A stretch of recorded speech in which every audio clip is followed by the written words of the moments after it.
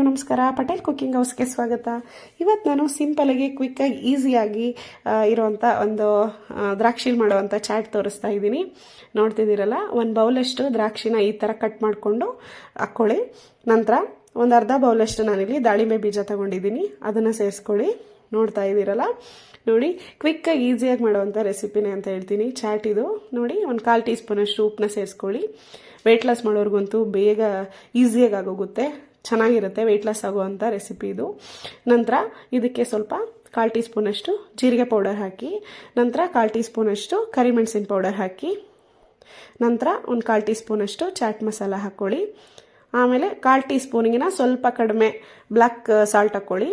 ನೋಡ್ತಿದ್ದೀರಲ್ಲ, ಒಂದು ಪಿಂಚಷ್ಟಾದ್ರೂ ಸಾಕಾಗುತ್ತೆ. ನಂತರ ಸ್ವಲ್ಪ ಇದಕ್ಕೆ ನಾನು ಕೊತ್ತಂಬರಿ ಸೊಪ್ಪು ತೊಗೊಂಡಿದ್ದೀನಿ, ಕೊತ್ತಂಬರಿ ಸೊಪ್ಪು ಸೇರಿಸ್ಕೊಳ್ಳಿ. ನಂತರ ಇದಕ್ಕೆ ನೀವು ಪುದೀನ ಎಲೆನ 1-2 ಎಲೆ ತೊಗೊಂಡು ಚಿಕ್ಕದಾಗಿ ಕಟ್ ಮಾಡ್ಕೊಂಡು ಹಾಕ್ಕೊಂಡ್ರಂತೂ ಇನ್ನೂ ಚೆನ್ನಾಗಿರುತ್ತೆ. ಬೇಕಿದ್ರೆ ಹಾಕ್ಕೋಬೋದು ನೀವು, ನಾನು ಹಾಕಿಲ್ಲ ಇಲ್ಲಿ. ಆಮೇಲೆ ದ್ರಾಕ್ಷಿ ಸ್ವೀಟ್ ಇದ್ದರೆ ನಿಂಬೆ ರಸ ಹಾಕ್ಕೊಳ್ಳಿ. ದ್ರಾಕ್ಷಿ ಇದು ಹುಳಿ ಇತ್ತು, ಹಾಗಾಗಿ ನಾನು ನಿಂಬೆ ರಸ ಹಾಕಿಲ್ಲ, ಬೇಕಿದ್ರೆ ನೀವು ಸೇರಿಸ್ಕೋಬೋದು. ನೋಡ್ತಿದ್ದೀರಲ್ಲ, ಎಲ್ಲ ಒಂದ್ಸಲಿ ಚೆನ್ನಾಗಿ ಮಿಕ್ಸ್ ಮಾಡಿದರೆ ಈಸಿಯಾಗಿ 1-2 ನಿಮಿಷದಲ್ಲಿ ರೆಡಿಯಾಗಿ ಹೋಗುತ್ತೆ.